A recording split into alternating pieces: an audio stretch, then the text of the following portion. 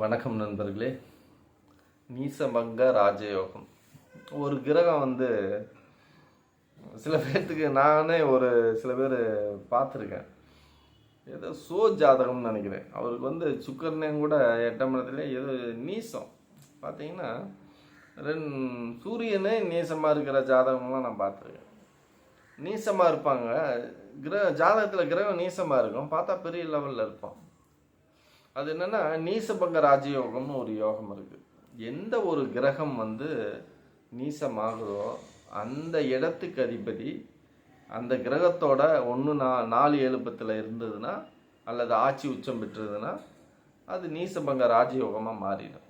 ஒரு மனுஷன் சாதாரண நிலையில இருப்பான், எந்த பெரிய முன்னேற்றம் இல்லாமல் நம்மளை மாதிரி கூட வச்சுங்க எங்கேயாவது உட்காந்துக்கிட்டு ஓட்டிகிட்டு இருப்பான்.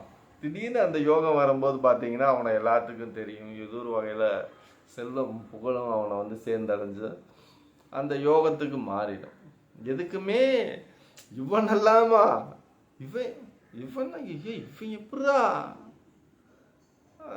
ஒன்றும் முட்டா பயலாச்சு, அவனுக்கு எதுவுமே தெரியாது, அவன் எப்படா இந்த லெவலில் வந்தான் அப்படின்னு அப்படியே ஆச்சரியமாக பார்ப்போம்ல. அந்த மாதிரி ஆளுக்கு தான் அந்த நீசபங்க ராஜயோகங்கிறது.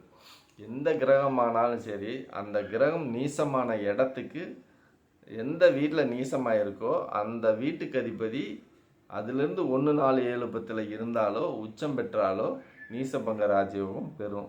அந்த நீசமான திசை நடக்கும்போதும் கூட ஆரம்பத்தில் ரொம்ப மோசமாக இருந்தாலும் அடுத்தடுத்த லெவலில் கொஞ்சம் கொஞ்சமாக டெவலப் ஆகிடுவாங்க. அதுதான் நீசபங்க ராஜயோகம்.